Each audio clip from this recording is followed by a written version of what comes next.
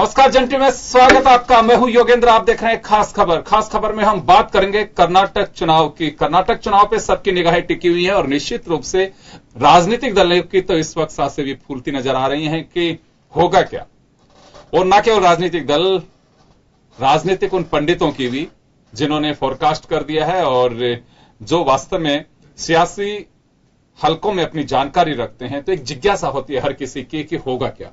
कर्नाटक चुनाव में यो सबकी निगाहें इस वजह से टिकी हुई हैं कि क्या भाजपा कांग्रेस मुक्त भारत के नारे को आगे बढ़ा पाएगी, या अगर कर्नाटक को कांग्रेस जीत पाती है तो 30 साल का एक और रिकॉर्ड तोड़ जाएगी कि जिसमें एक बार आप, एक बार आप, एक बार आप, यानी कि लगातार दूसरी बार किसी की सरकार नहीं बन रही थी। आखिर मोर्चा कौन खोलता है, देखने वाली बात होगी। और जनता दल एस की क्या भूमिका महत्वपूर्ण बनने जा रही है, यह भी एक बड़ा सवाल होगा। लेकिन हम केवल अभी उन हालात पे, उन परिस्थितियों पे चर्चा करेंगे कि जो हमें सामने दिखाई देती हैं। और अगर ऐसा होगा तो क्या ऐसा हो सकता है, और अगर ऐसा हो गया तो क्या होगा, उन तमाम पहलुओं को छूने की कोशिश करेंगे।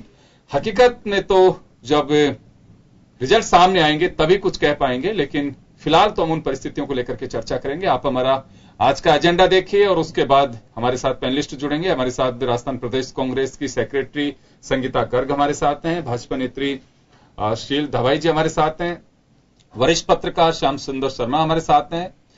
सभी का स्वागत है। आप एक बार आज का मजमून देखिए और उसके बाद पैनलिस्ट के पास चलते हैं। कर्नाटक विधानसभा चुनाव में शनिवार को 70% मतदान दर्ज किया गया। चुनाव आयोग के मुताबिक 2013 में हुए पिछले विधानसभा चुनाव में 71.4% मतदान दर्ज किया गया था। 224 विधानसभा वाले कर्नाटक राज्य में 222 सीटों के लिए मतदान हुआ है। राज्य के 30 जिलों में इसके लिए 58,008 मतदान केंद्र बनाए गए थे, जिनमें से 600 मतदान केंद्र विशेष रूप से महिलाओं के लिए गुलाबी रंग के बनाए गए और वहां महिला पुलिस कर्मियों को ही तैनात किया गया। उम्मीदवारों पर नजर डालें तो मैदान में कुल 2,654 उम्मीदवार आमने सामने हैं, जिनमें 219 महिलाएं हैं। कांग्रेस के कुल 222, भाजपा और जेडीएस के 201 और अन्य पार्टियों के 800 और 1,155 निर्दलीय उम्मीदवार मैदान में हैं। बेंगलुरु से करीब 450 उम्मीदवार चुनावी मैदान में किस्मत आजमा रहे हैं। मुख्यमंत्री सिद्धरामैया मैसूरू की चामुंडेश्वरी और विजयपुरा जिले के बादामी से चुनाव लड़ रहे हैं। बेल्लारी से भाजपा लोकसभा सदस्य बीआर श्री रामुलु भी 2 सीटों बादामी और मोलाकाम्ब्रू से चुनाव लड़ रहे हैं। जेडीएस कर्नाटक के अध्यक्ष और पूर्व मुख्यमंत्री एचडी कुमारस्वामी भी रामनगर और चन्नापटना सीट से चुनाव लड़ रहे हैं। भाजपा के मुख्यमंत्री उम्मीदवार येदियुरप्पा शिवमोगा के शिकारीपुरा से चुनाव लड़ रहे हैं। वो खुद भाजपा की कर्नाटक इकाई के अध्यक्छ भी हैं। कुल 5,90,90,538 मतदाताओं वाले राज्य में 2,56,75,579 पुरुष और 2,50,09,904 महिलाओं और करीब 5,000 ट्रांसजेंडर मतदाताओं में से 70% ने अपने मताधिकार का प्रयोग किया। मतदान के बाद कांग्रेस और बीजेपी दोनों ही पार्टियों ने अपनी अपनी जीत के और सरकार बनाने के दावे किए। मुख्यमंत्री सिद्धरामैया ने कहा कि वे बहुत आश्वस्त हैं कि उनकी पार्टी दोबारा सत्ता में आएगी।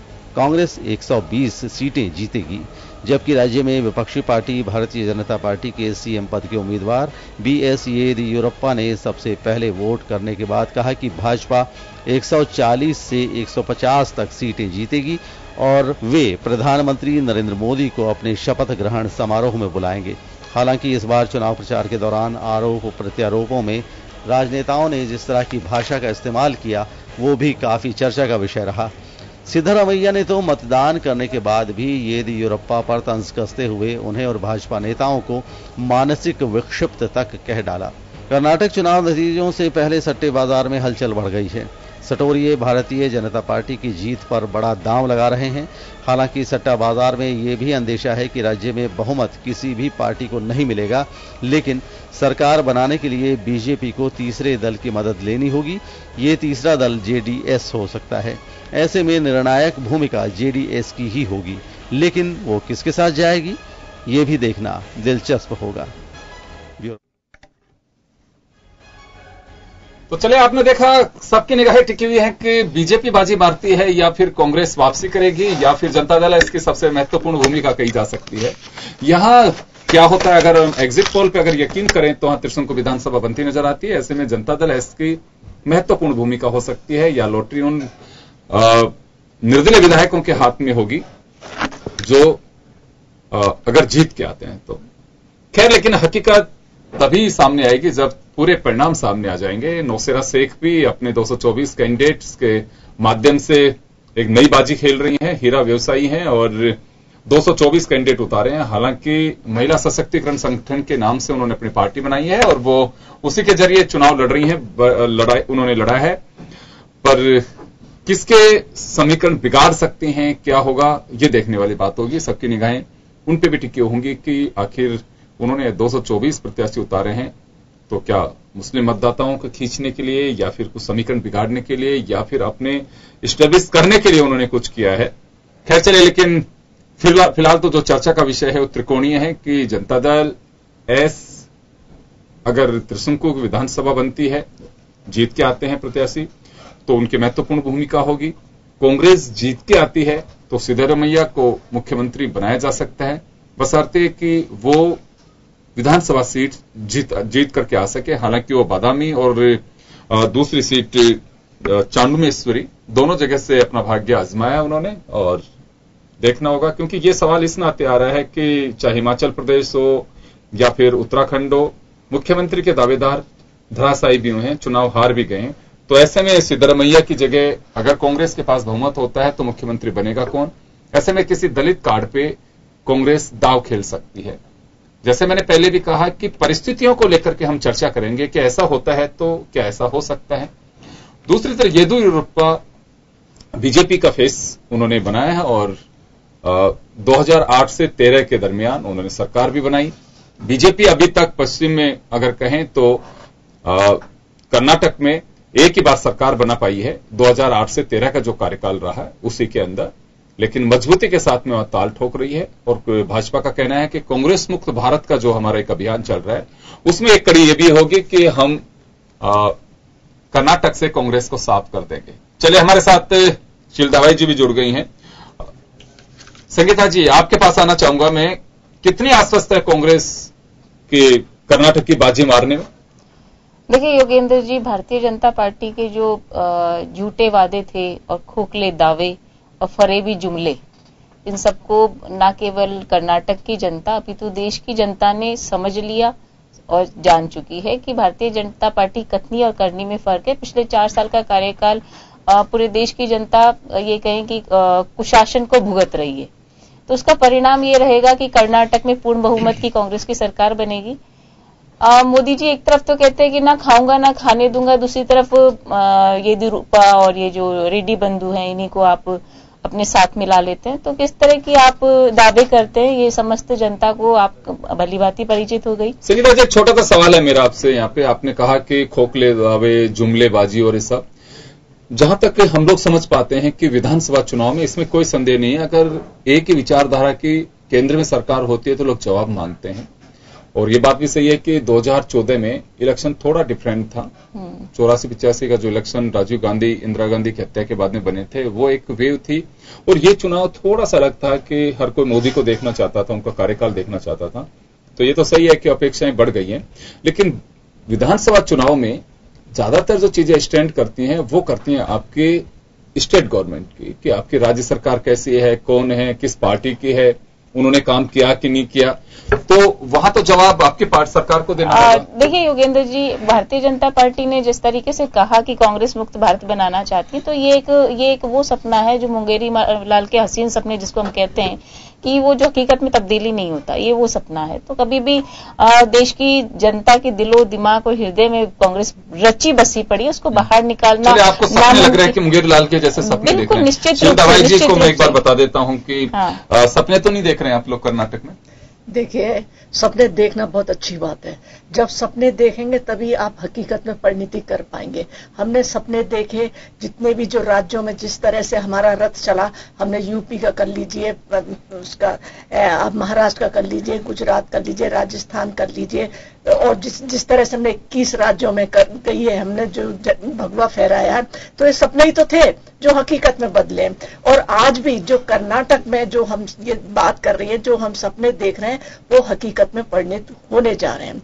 उसके पीछे मैं आपको पूछना चाह रही थी एक बार बस पूरी बात हो जाए फिर मैं आपसे तो मतलब हमारा आधार है, जिस तरह से हम अमित शाह जी कह रहे हैं, नरेंद्र मोदी कह रहे हैं कि हम 120 के लगभग सीटें लेकर आएंगे और हम बहुमत से सरकार बनाएंगे। इसके पीछे हमारे लॉजिक है, क्योंकि जिस तरह से क्षेत्रवाद का कार्ड कांग्रेस ने खेला, जिस तरह से जातिवाद का कार्ड खेला, इन्होंने लिंगायत को जिस तरह से हिंदुत्व का अल्पसंख्यक करने के लिए जो गेम खेला, या कन्नड़ भाषा की बात की, या क्षेत्रवाद की इन्होंने बात की, अलग से एक झंडा बना, राज्य का झंडा बनाने के लिए ये बात की, और जिस तरह से किसानों के आत्महत्या कर रहे हैं, एक मुद्दा है ये, वहां पर पानी की कमी है। नहीं सही बता रहे हो, अपने लिए बता रहे हो ना, आपके पास आएंगे अभी। हाँ। तो जिस तरह से वहां की 72% झीलें सूखी हुई हैं, वो एक मुद्दा है। वहां पर बेरोजगारी एक मुद्दा है। तो ये सारे बेरोजगारी केवल कर्नाटक में है? कर्नाटक में, और कहीं नहीं है? इतनी नहीं है, कहीं पर भी नहीं है इतनी। तो जो जिस तरह से जो ये आधार है, पहली बात तो ये है कि ये सारे मुद्दे जो है वो जनता देख चुकी है, उनको पता है। सिद्धारमैया ने जिस तरह से काम किया है वो वहां की जनता ने देखा है, जिस तरह से मतलब समाज को बांटने का काम किया है वो इन्होंने देखा है। उन्होंने जो वहां पर दलित वर्ग है, वहां पर जो अत्याचार हुए हैं वो जनता ने देखा है। आरएसएस के कार्यकर्ताओं की हत्या हुई है वो वहां पर देखा है। और एक दूसरा रीजन ये है कि भारतीय जनता पार्टी के जो कार्यकर्ता हैं, जो दक्षिण जिले हैं, उनमें बहुत समय से काम कर रहे हैं, क्योंकि वहां पर कुछ परिवर्तन की बातें आ रही, या समुद्र के किनारे वाले जो एरिया है वहां पर काम किया है। तो वहां से जिस तरह से रेस्पॉन्स आ रहा है, जनता का जो रेस्पॉन्स आ रहा है, और इसके अलावा 3 लाख करोड़ रुपए केंद्र सरकार ने कर्नाटक को दिए हैं।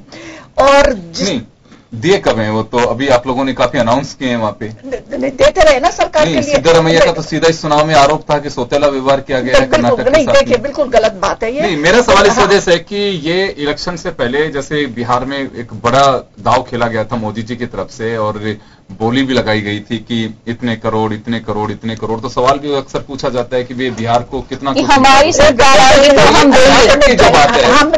लेकिन आप ये जी, मेरा एक ऑब्जेक्शन है, मेरा सवाल मेरा ये है कि लेकिन राजस्थान अपने शेयर के लिए आज भी मोहताज है कि हमारे करोड़ों रुपए जो हैं, अरबों रुपए कहना चाहूंगा, कि केंद्र से रिलीज नहीं हो रहे हैं। अब कर्नाटक पे खर्च कर रहे हैं, राजस्थान में आगे आने वाले दिनों में चुनाव होने वाला है, आपकी खुद की अपनी मुख्यमंत्री हैं, यहां इतना विशाल हृदय दिखाई नहीं दे रहा, आप लोग कर्नाटक में खर्च करना चाह रहे हैं। देखिए मैं उस बात को पूरा कर दूं, आपने खुद ने कहा था कि केंद्र और राज्य सरकार में अगर दोनों एक सरकार होती है तो इसका विकास में बहुत फर्क पड़ता है। तो जनता देख रही है कि 2019 में भी भारतीय जनता पार्टी की सरकार, कांग्रेस की, भारतीय जनता पार्टी की सरकार आने वाली है, और राज्य में भी अगर भारतीय जनता पार्टी की सरकार होती है तो दोनों कोऑर्डिनेशन से उसका राज्य का विकास होगा।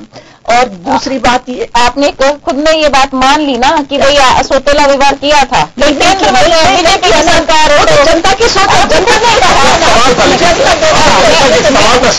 मेरा सवाल ये था कि स्टार्टिंग में शील जी ने एक बात कही थी कि हमारी भगवाकरण कि भगवा फहराया जा रहा है, यूपी में भगवा फहराया और यहाँ पे ये भगवा का तात्पर्य क्या है? भगवा क्या आपका पेट कलर है क्या? ये पेट कलर है क्या? मैं ये पूछना चाहूंगी, झंडे का रंग है? आप कैसे कह सकते हो आपके झंडे का रंग है? मैं आपसे ये चीज जानना चाहती, सुनिए, झंडे के रंग, झंडे की अगर आप बात करती है तो झंडे में 3 रंग है, और उसमें सैफ्रॉन कलर, जिसको हम हिंदी में सैफ्रॉन कहते हैं, ऑरेंज कहते हैं, या नारंगी कलर कहते हैं, और आपकी भाषा में उसको आप भगवा कहती है। तो ये बात आप अपनी पार्टी की बात है, आप देश के झंडे से बड़ा आपकी पार्टी का झंडा है, इस राज्य में होगा। सुनिए, ये भगवा कलर आपका पेट कलर है क्या? ये बताइए। जबकि हम ये कहते हैं, आप मेरी बात सुनने के लिए, मतलब शांति, आप आप मेरी बात, शांति, आप तो इसका मतलब सफेद रंग को तो आपने उड़ा दिया जो शांति का प्रतीक है। आप शांति चाहते ही नहीं है, आप शांति चाहते नहीं है। हमारे झंडे में कुछ कह लो, सरेंडर किया, देखिए देश के झंडे में 3 कलर है, सफरोन भी है जिसको भगवा कहती हैं, या हम हिंदी में उसको कहते हैं नारंगी कलर, वो भी है, सफेद भी है और हरा भी है। तो एक चीज मुझे आप बताइए, आप सिर्फ कहते हैं कि भगवा, तो आपका पेट कलर देखिए भारतीय जनता पार्टी का, जबकि हम कहते हैं कि जो सफरोन कलर है ये हमारे देश के झंडे में ये रंग है, हमारे देश के झंडे में ये रंग है, हम सबके लिए सर्वमान्य कलर है, सर्वमान्य ये रंग है। तो आप भगवा कलर, भगवा कलर, आपकी पार्टी शांति नहीं चाहती, आपने सफेद रंग क्योंकि आप शांति चाहते ही नहीं। उसका भगवा का मतलब सुनिए, मैं यही चीज, अब चलिए छोड़िए, आपने कह दिया, लेकिन मेरे को उस पर आपत्ति थी, मैंने बोला। अब मैं आपको ये कहना चाह रही हूँ कि जिस तरीके से आप कहती हैं कि भगवाकरण हो गया, ये हो गया, वो गया, आप मुझे इस बात का जवाब दीजिए कि मोदी जी ने कहा था ना खाऊंगा ना खाने दूंगा, आपने येदियुरप्पा को प्रत्याशी बनाया, रेड्डी बंधुओं को बनाया, आप उनको साथ लेके चलते, आपके पास किस तरीके के भ्रष्टाचार की बात करते हैं आप? सारे भ्रष्टाचार को आप इन्होंने उनका ब्रेन वॉश कर दिया, जो आपकी कांग्रेस, मैं वही कह रही हूँ ना, जो आपकी नजर बेल्ट में हुआ था, जो आपकी नजर में भ्रष्टाचारी होता है उसको आप गोली चला के अपने सहारे पर शादी कर लेते तो गंगा साफ हो जाता है। और मैं यही कह रही हूँ कि आपके पार्टी में आते हुए पाक साफ हो जाता है, आप उसको गंगा जल से मिला देते हैं। संगीता जी, शिव जी, आपने अलग ही बात कह दी। ये तो ये वाली बात है कि इधर जो करेंगे वही करप्शन होता है। येदियुरप्पा पे देखिए सवाल तो बिल्कुल खड़ा होगा कि वो करप्शन में आपकी पार्टी ने उन्हें एक तरह से कहें कि दंडित किया था, पार्टी के बाहर का रास्ता निकाला। लेकिन देखिए राजनीति में क्या होते हैं कि हालात और समीकरण पे बहुत कुछ डिपेंड करता है। दागी हो चाहे बागी हो, अगर वो आपके लिए काम का है तो आप उसको बिल्कुल घर वापसी करा देते हैं, और लगता है कि कोई काम का नहीं है तो चाहे कितना ईमानदार हो, निष्ठावान कार्यकर्ता, आप उसको बाहर का भी रास्ता दिखा सकते हैं कि ठीक है 10 लोग उनसे मुझे बड़ा बेनिफिट होगा, एक चला भी जाए तो कोई फर्क नहीं पड़ रहा। ये हमारा राजनीति का एक उसूल हो चुका है, एक हालात पर डिपेंड करता है। येदियुरप्पा को आप ये तो बिल्कुल नहीं कह सकते, रेड्डी ब्रदर्स को आप ये नहीं कह सकते कि उनपे करप्शन के चार्जेस नहीं है, और ऐसे भी चार्जेस जो बिल्कुल प्रूव नहीं हो, सबको मालूम था, आपकी पार्टी को मालूम है, आप लोगों ने उस पर ठप्पा लगाया, उनको बाहर का रास्ता दिखाया, चिंता का विषय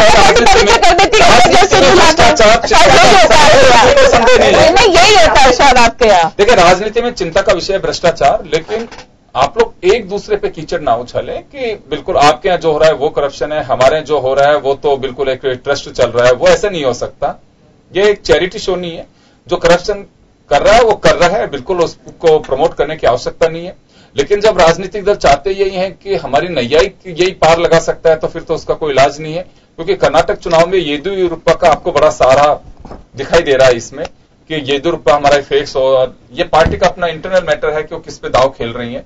तो करप्शन पूरे चुनाव में दोनों तरफ से जमकर की बात कही गई, इसमें आरोप लगाए गए, लेकिन ये नहीं देखा जाता है कि हमारे जो साथ में बैठे हैं वो भी करप्ट हैं, इधर वाले कहें तो वो भी हमारे साथ में बैठे हैं वो भी करप्ट हैं।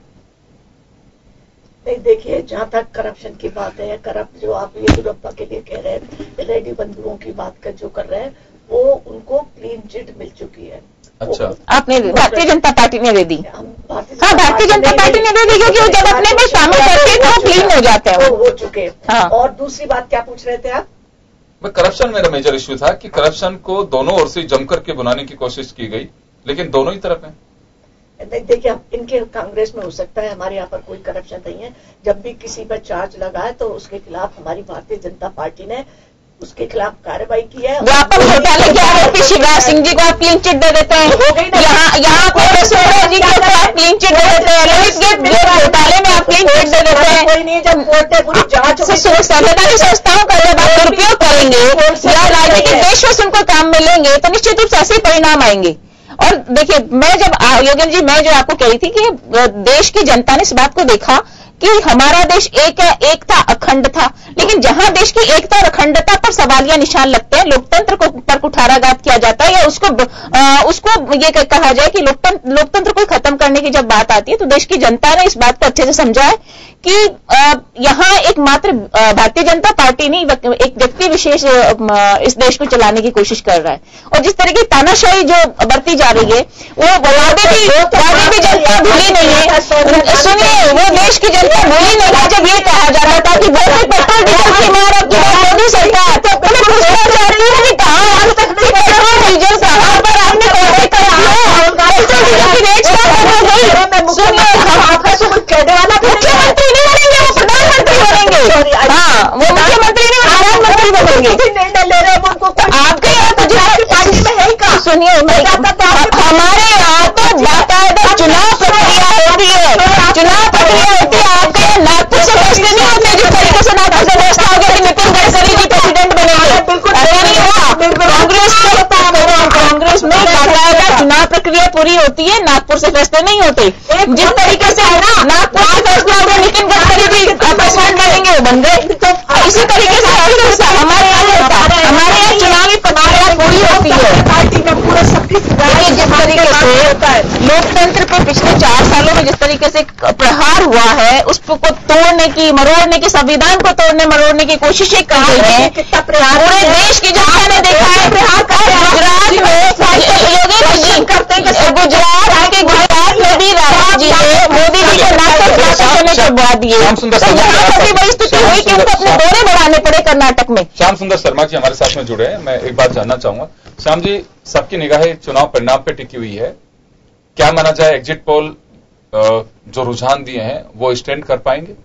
देखिए, आपको जिस प्रकार की स्थिति बन रही है वहां पर एग्जिट पोल में कोई वो तो दे रहा है बीजेपी को बढ़ा, कोई कांग्रेस को दे रहा है और कोई हंग वाली बात कर रहा है, तो बहुत विचित्र स्थिति है। लेकिन दोनों पार्टी कोशिश ये कर रही है कि किसी प्रकार से सरकार कायम रहे या किसी का सहयोग लेना पड़े, तो उसमें अलग अलग चीजें हो जाएगी। कांग्रेस को यदि सहयोग लेना पड़ेगा तो निश्चित रूप से कहा जा सकता है कि सिद्धारामैया फिर से सीएम नहीं बनेंगे, उसमें सीएम नया व्यक्ति बनेगा, क्योंकि जेडीएस से उनके संबंध ठीक नहीं है।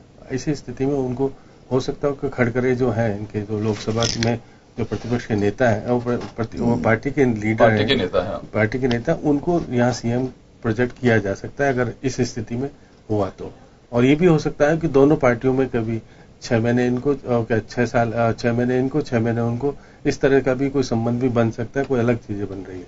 यदि बीजेपी को जरूरत पड़ेगी लेने की, तो सबसे पहले तो निर्दलीय को लेने का प्रयास करेंगे, फिर वो कोशिश करेंगे कि जो जेडीएस हैं, जो इनके बागी वहां गए हैं, वो तोड़फोड़ करने की राजनीति बनेगी, तो अलग तरह की स्थिति है। बहुत सारी तरीके से चुनाव में परिणाम किसी भी पक्ष में जाए, लेकिन दोनों पार्टी सतर्क बैठी हुई है कि किसी प्रकार से कांग्रेस तो चाहती है कि सत्ता कायम रहे और बीजेपी चाहती है कि सत्ता हम हथिया लें। तो बहुत सारी मैं कई बार चीजें देख रहा था कि येदियुरप्पा अगर सीएम बनेंगे तो डिप्टी सीएम बनाने की बात सांसद हैं बेलहरी से, जो कि रामुलुला, उसको भी बनाया जा सकता है, क्योंकि आने वाले समय में बीजेपी को दलित वोट चाहिए।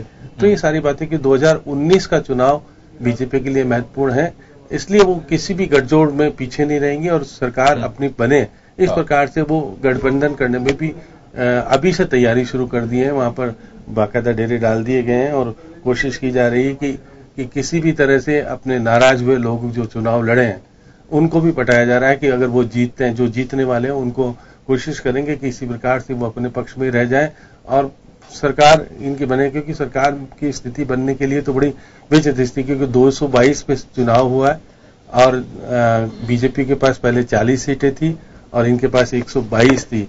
अब ये कितनी सीटें कम कर पाते हैं, जेडीएस कितने ले जाता है और 2 निर्दलीय कितने जीत के आते हैं, उस पर सब निर्भर करेगा कल, क्योंकि 8 बजे से मतगणना शुरू होगी और करीब 12 बजे तक सारी स्थिति क्लियर हो जाएगी। देश का चुनाव कोई दिशा जरूर देगा, चाहे किसी की पार्टी के पक्ष में जाए चुनाव, इसमें कोई संदेह नहीं है। देखिए, एक इतिहास की बात होगी, इतिहास रचने वाली बात होगी कर्नाटक का चुनाव, क्योंकि अगर त्रिशंकु आती है, अगर बीजेपी को गठबंधन के सहयोग अगर जनता दल एस से पड़ती है तो एनडीए का एक और साथी उनको मिलेगा, और अगर कांग्रेस वहां पे पूरे मेजोरिटी के साथ में आती है तो सिद्धारमैया की भूमिका महत्वपूर्ण हो सकती है। क्लियर मेजोरिटी के अगर मिलती है तो वो मुख्यमंत्री बन सकते हैं, जैसे मैंने पहले भी कहा कि, लेकिन वो विधानसभा सीट जीतना उनका बहुत जरूरी है।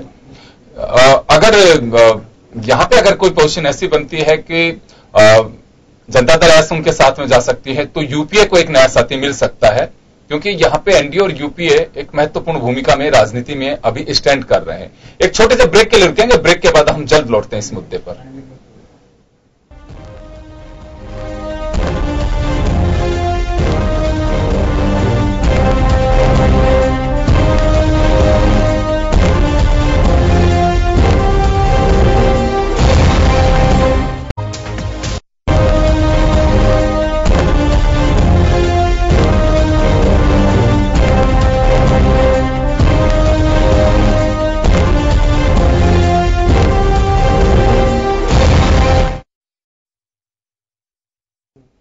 ब्रेक के बाद एक बार फिर आपका स्वागत है। आप देख रहे हैं खास खबर, बात कर रहे हैं कर्नाटक विधानसभा चुनाव के परिणाम पर।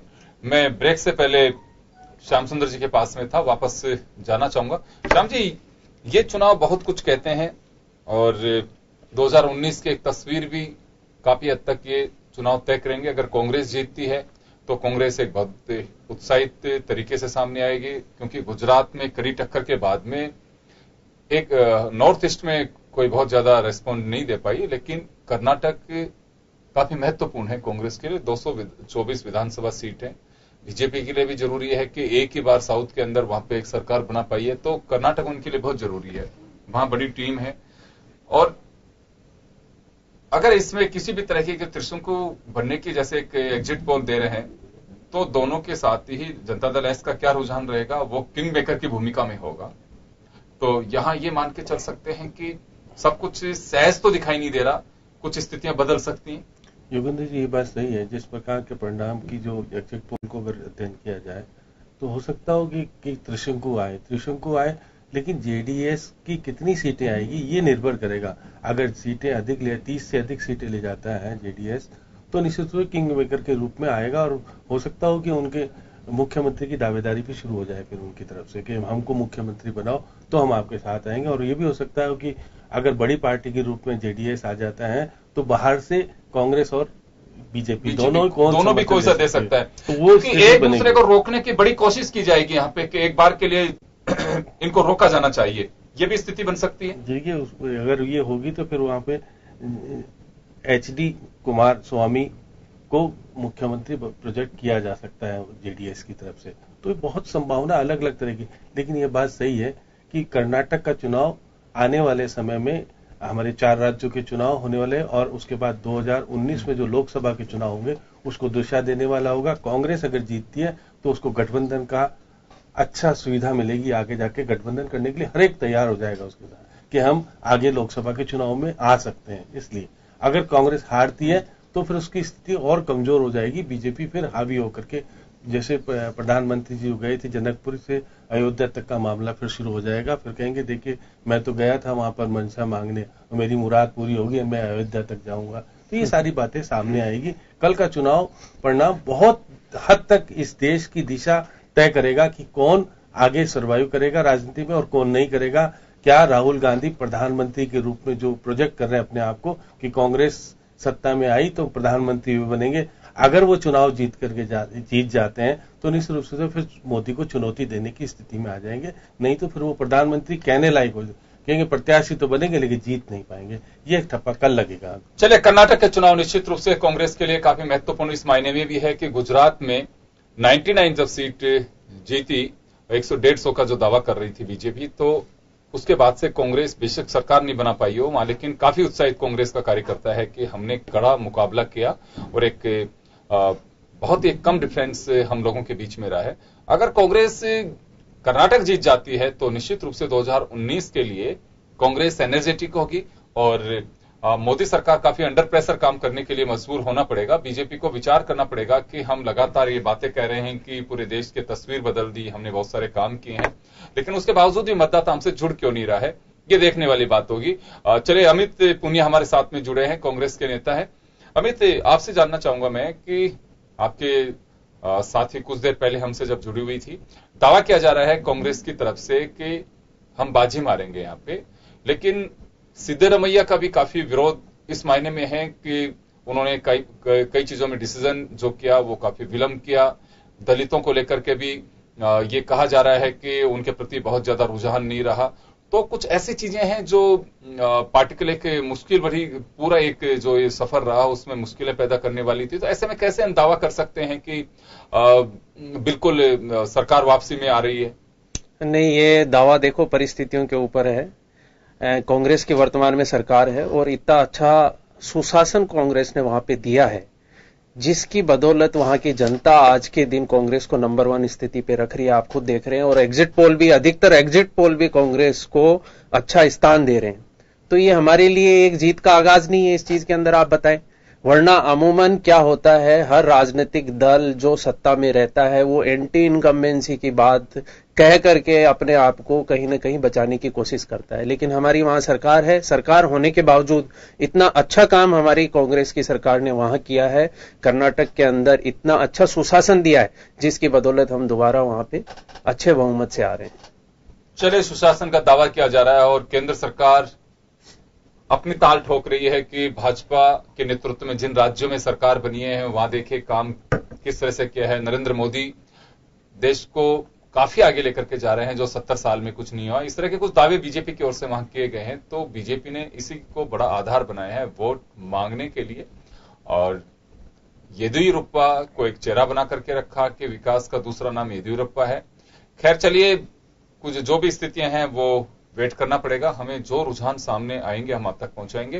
लेकिन फिलहाल तो मतगणना से पहले के जो दावे किए जा रहे हैं हम उसी पे चर्चा फोकस कर रहे हैं, उन परिस्थितियों को लेकर के कर रहे हैं, हालात पे कर रहे हैं। शिव जी, मैं एक बात जानना चाहूंगा यहाँ पे कि अक्सर ये कहा जाता है कि वोटिंग परसेंटेज अगर बढ़ता है तो ये महसूस होता है कि लोग निकल करके आ रहे हैं और वोटिंग कम होती है तो देखते हैं लोग बदलाव के ज्यादा मूड में नहीं है। यहां वोटिंग परसेंटेज अगर 13 की बात करें तो 71.5 है और 2018 की बात करें तो 72.4 है। तो बहुत ज्यादा कुछ अंतर मुझे नहीं लग रहा कि मात्र 1% यानी कि 0.9 भी कह सकते हैं इसे, 1% मत बढ़ा है तो कोई ज्यादा नहीं बढ़ा है। नहीं, देखिए, चाहे आप कितना भी कर लीजिए, जितना भी बढ़ा है, तो आप एक कहना चाहिए कि एक तरह से ये संकेत है। मैंने जैसे पहले चर्चा में बताया आपको, जिस तरह से वहां पर लोगों में नाराजगी है, ये कह रहे सुशासन, वहां तो कुशासन हुआ है। वहां पर कितने लोगों ने, किसानों ने आत्महत्या की है वहां पर। और जो लिंगायत का जो इन्होंने अल्पसंख्यक, नहीं, किसान कहीं आत्महत्या नहीं कर रहे, पूरे हिंदुस्तान के आप आंकड़े देखिए ना मैडम, आप कहाँ की बात कहाँ है? कर्नाटक में बहुत ज्यादा की है वहां पर, कार्यकर्ता आरएसएस के कार्यकर्ता हत्या की है वहां पर, पानी के लोग नहीं। ये आप आरोप प्रत्यारोप की राजनीति कर रहे हो वहां पे, वही बात नहीं, आप वही बात कर रहे हो, आप गलत कर रहे हो। सारी जो जिस तरह से लोगों का जो रुझान गलत कर रहे हो आपने। येदियुरप्पा को ऐसे चेहरे को पेश किया है जो भ्रष्टाचार का सबसे बड़ा भ्रष्टाचार, तो आप मान रहे हो येदियुरप्पा को भ्रष्टाचार के प्रतीक के रूप में? आप मान रहे हो उनको? नहीं, आप मान रहे हो, इसका मतलब कैसे नहीं मान रहे? आपने पार्टी से निकाला नहीं उनको? जब निकाला था आरोप, क्या बात कर रहे हो चिट हो गई तो सामने आ गया। नहीं, आप ऐसे व्यक्ति को चेहरा बना रहे हो, परिवार है, आप दोहरे मापदंड ना रखें। और जिन सर अभी कह रहे थे जिन विकास की बात को लेकर के आप वहां जा रहे हैं, आप कौन सा विकास का उदाहरण देंगे? आप एक हिंदुस्तान की किसी भी राज्य का आप रोल मॉडल बताएं, आप रोल मॉडल बताएं। बेंगलोर में देख लीजिए, वहां पर ट्रैफिक, आपने कौन सी सड़कें अच्छी कर दी? आपने कौन सी सड़कें, केंद्र सरकार ने कितनी सड़कें बना दी? National Highway Authority of India Limited, national highway, madam National Highway Authority of India केंद्र सरकार के अधीन आता है। आपने कितने किलोमीटर सड़कें वहां पे बता दी, बताएं आप, ट्रैफिक जाम नहीं, आप कितनी सड़कें बना दी? आप कर्नाटक पर देखो, आप तथ्यहीन आरोप प्रत्यारोप ना लगाएं, तथ्यों के साथ अपनी बात रखें। तथ्यों के साथ बताइए मैडम, बताइए। तो मैं, अच्छा, इसके अलावा जो है सब जनता की नाराजगी है, जो तो है सारा, मैं रिपीटिशन हो जाएगा, मैं आपको सारा पहले बता चुकी हूँ। नहीं, बताइए, मैं तो सिर्फ ये जानना चाह रहा हूँ। दूसरी बात, जो हमारा जो मैनेजमेंट है, जो हमारा स्ट्रक्चर है, वो वहां पर 30 जिले हैं, उसमें 30 केंद्रीय मंत्री लगे हुए थे, 224 संसाधनों का दुरुपयोग करते हैं आप। कोई नहीं करा हमने। आप संसाधन का दुरुपयोग नहीं है, आप केंद्रीय मंत्रियों को उतार रहे हो वहाँ पे। देखिए, सरकार जिसकी होती है, आप फर्जी वोटर आईडी कार्ड वहाँ बना रहे हो। आपके भी मिले फर्जी, हमारे कोई फर्जी मतलब आप स्वीकार रहे हो, आपके भी मिले, मतलब आप स्वीकार रहे हो।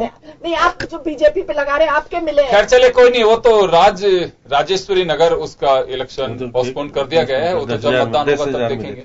हाँ जी, तो मतलब जिस तरह से हमारा बूथ मैनेजमेंट मैंने बताया 224 सीटें, तो 224 22 में इलेक्शन हुआ, हमारे वहां पर सारे एमपीज लगे हुए हैं, हमारे जो है 50,000 बूथ है उसमें बूथ प्रमुख लगे हुए हैं, हमारे पन्ना प्रमुख नहीं, बूथ भी है, बूथ अर्ध पन्ना प्रमुख भी बना दिया, अर्ध पन्ना प्रमुख भी बनाए। तो जो मतलब ये धीरे धीरे आप लाइन प्रमुख बनाने वाले हो। अब देखिए क्या क्या बनाते हैं। तो ये सभी जनता के सामने जो भी डेवलपमेंट जिस तरह से कांग्रेस ने जो हाल किया है वो सबको बताया, और केंद्र सरकार ने जो देश के लिए किया है, जो राज्य के लिए केंद्र से जो योजनाएं आई हैं वो किस तरह जनता के बीच पहुंचे। तो ये हर तरह से एक एक कार्यकर्ता ने कम से कम 50 लाख कार्यकर्ता करे, 4 करोड़ 95 वोटर्स हैं। तो आप इसकी एक एक को कर लीजिए, हर मतदाता तक पहुंचने की कोशिश की है।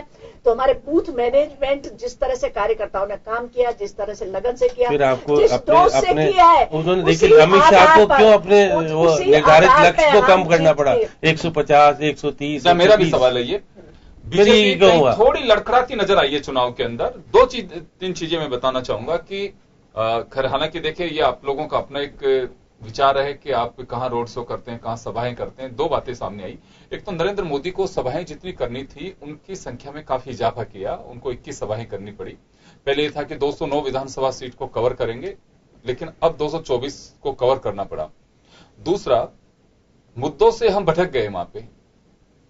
दोनों ही पार्टियां, मैं ये आपको कटघरे में खड़ा नहीं कर रहा हूं, दोनों ही पार्टियां आप लोगों के पास में अपनी उपलब्धियां बताने से ज्यादा सामने वाले के कोसने पे आप लोगों ने फोकस रखा कि इन्होंने ये नहीं किया, इन्होंने गर्त में पहुंचा दिया प्रदेश को। इन चीजों को ज्यादा फोकस रखा।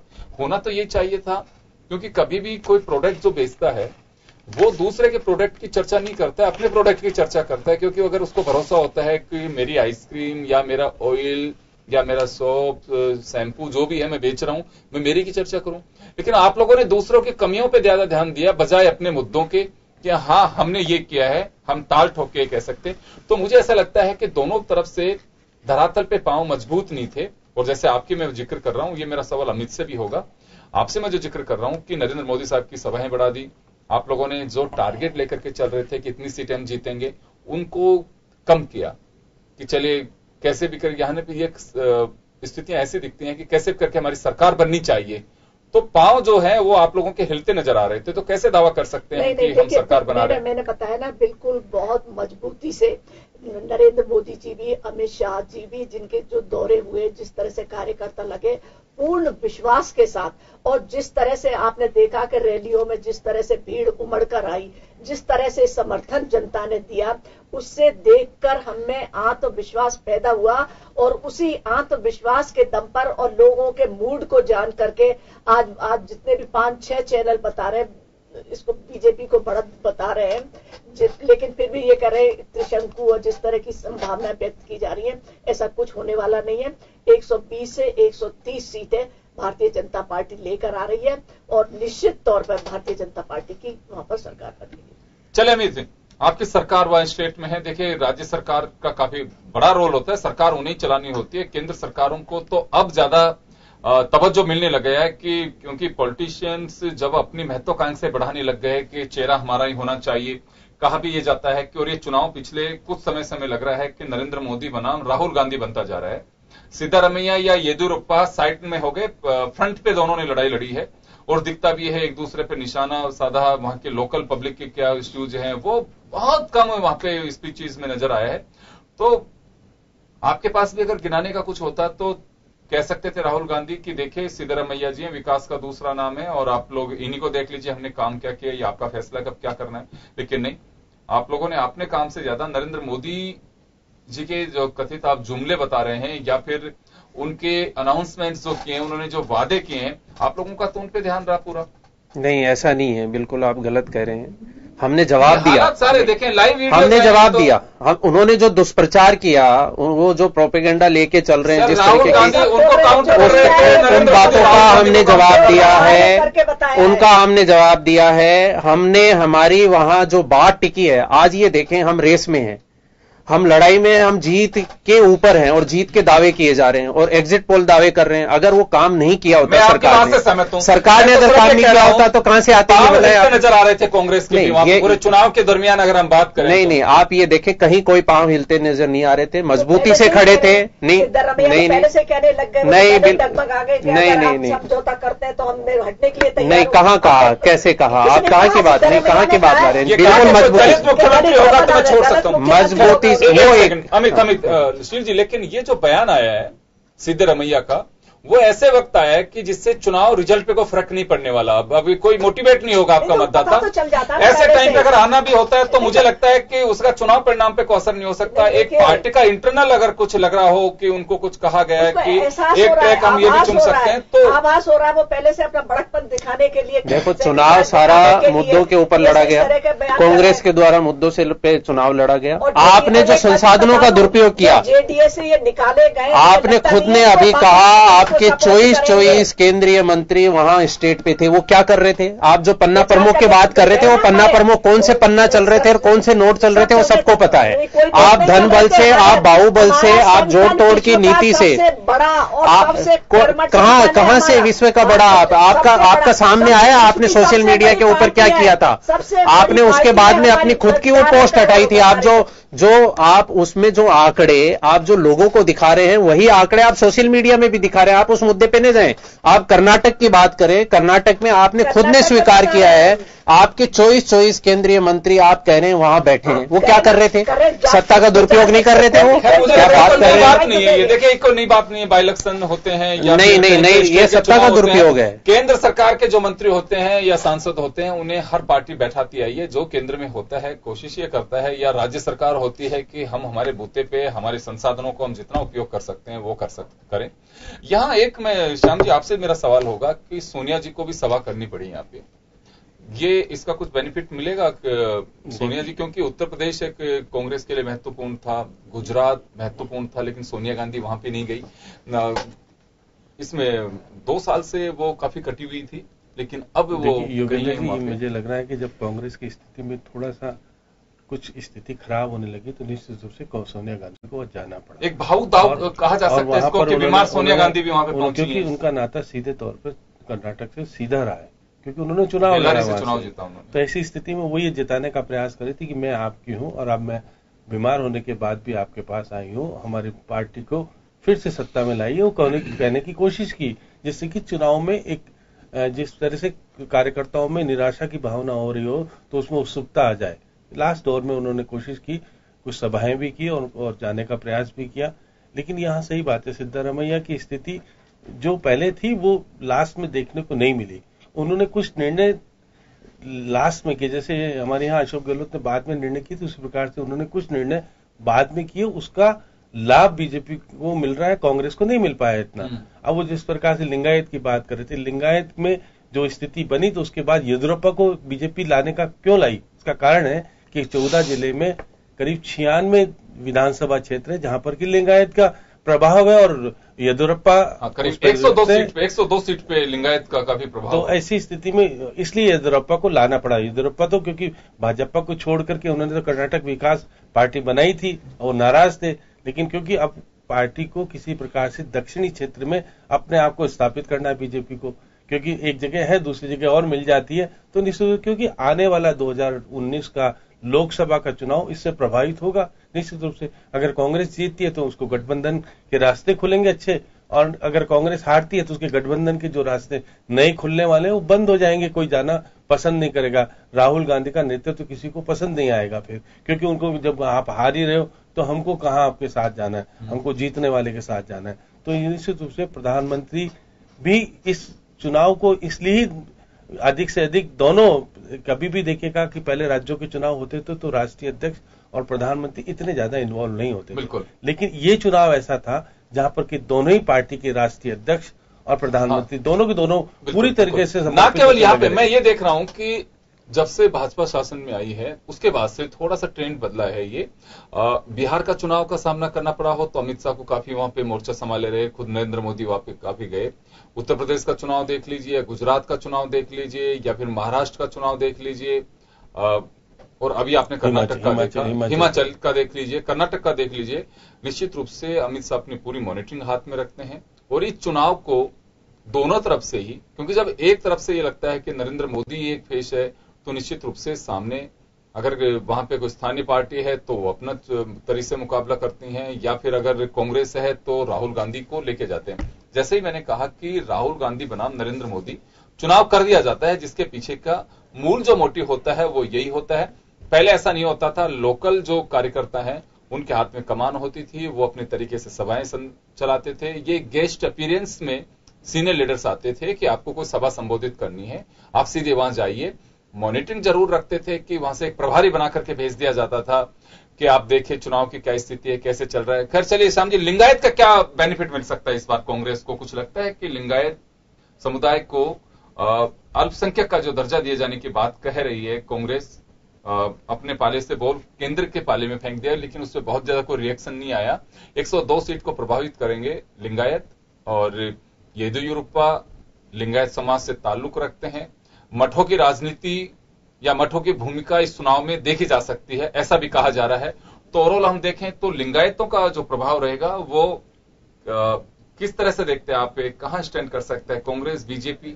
देखिए, ऐसी जो स्थिति लिंगायत वाले में जो बन रही थी, क्योंकि आपने सिद्धारमैया ने बाद में विधानसभा में पारित किया और भेज दिया केंद्र को कि आप इसको स्वीकार कीजिएगा, लेकिन ये कुछ समय पहले किया गया होता और फिर बताते थे कि केंद्र कर नहीं रहा।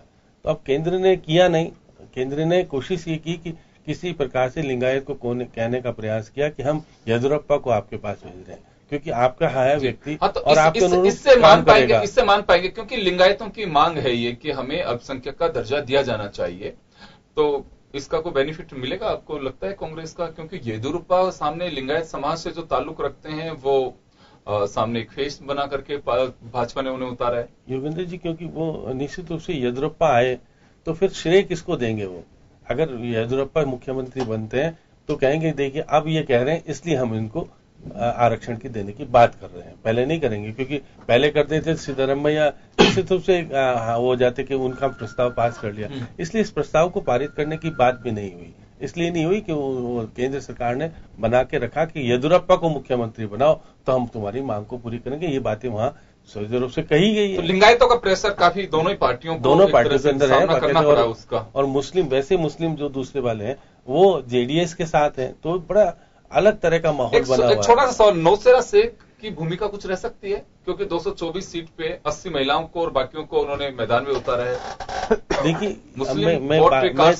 मैं कह रहा हूं कि जीत हार जिसके हाथ में आएगी। देखिए, अब कोई भी पार्टी ये नहीं चाहेगी वो किसी भी कीमत पर इस कर्नाटक को अपने पक्ष में रखने का प्रयास करेगी, चाहे कांग्रेस चाहे बीजेपी बहुत ज्यादा कोशिश करेगी, क्योंकि आने वाला जो 2019 का चुनाव है और 4 राज्यों का जो चुनाव है सीधे तौर पर प्रभावित होगा इस जीत हार से।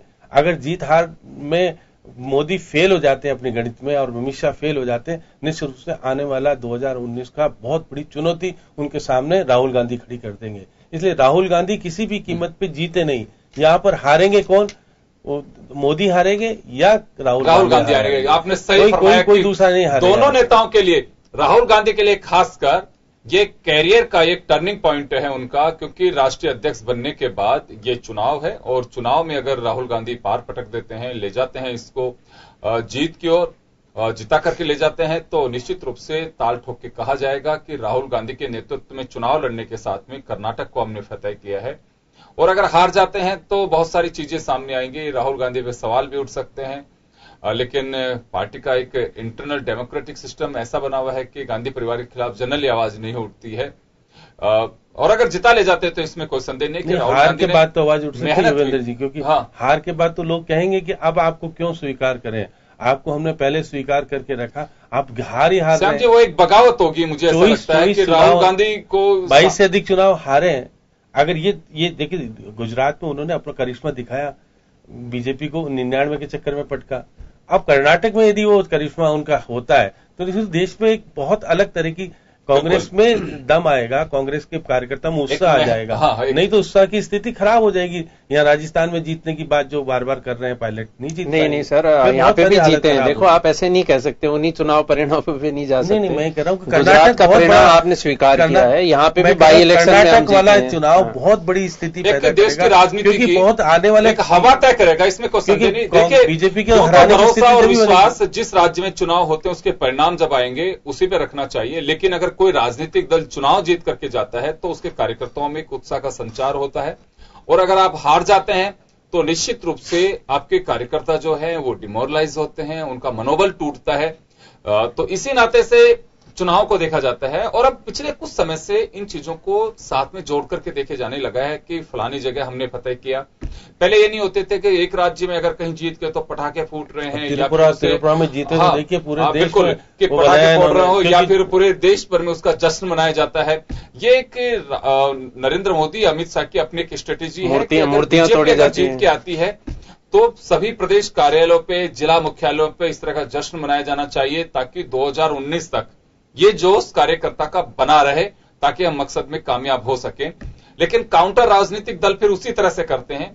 अगर कर्नाटक में कांग्रेस अगर फतह करती है तो आप तय मान के चलिए कि वहां भी इस वक्त राहुल गांधी का एक स्वर्णिम अवसर, हाँ बिल्कुल, एक राहुल गांधी का पहला स्टेप जो है वो बिल्कुल क्लीन स्वीप के साथ में होगा, आगे जाएगा और पटाखे इसी तरह से फोड़े जाएंगे और लड्डुओं की हर कोई उनसे गठबंधन करने के लिए तैयार होगा, क्योंकि जीत का सेहरा के साथ है। गठबंधन करने के जो एक हमारे कल्चर राजनीति में डेवलप हुआ है वो एक मजबूत होगा कांग्रेस के लिए कि यूपीए में नए साथी आ सकते हैं, राहुल गांधी पे एक भरोसा किया जा सकता है। जैसे हम हर नजरिए पे हम सोच रहे हैं उसको, अगर जनता दल इसकी महत्वपूर्ण भूमिका होगी तो वो किसके साथ जाएंगे। इसी वजह से जो अभी श्याम जी जिक्र कर रहे थे कि अगर दलित वेश को आगे किया जाए, बात दलित वेश की नहीं है, क्योंकि जो खड़गे हैं उनके साथ जनता दल के संबंध ठीक हो सकते हैं, उनके नाम पर सहमति हो सकती है। कांग्रेस वो एक कार्ड खेल रही है, बीजेपी अपनी संभावनाएं तलाश करके चलेगी। लेकिन फाइनल क्या होगा पिक्चर, वो चुनाव परिणाम के बाद ही तय होगा कि वास्तव में कर्नाटक की राजनीति में आखिर ठप्पा क्या लगा है और अब अगले स्टेप्स क्या होंगे। चलिए, समय कम है, हम इस मुद्दे को यहां पे ड्रॉप करेंगे और आप सभी का बहुत बहुत शुक्रिया। खास खबर में बस इतना ही, दीजिए इजाजत, नमस्कार।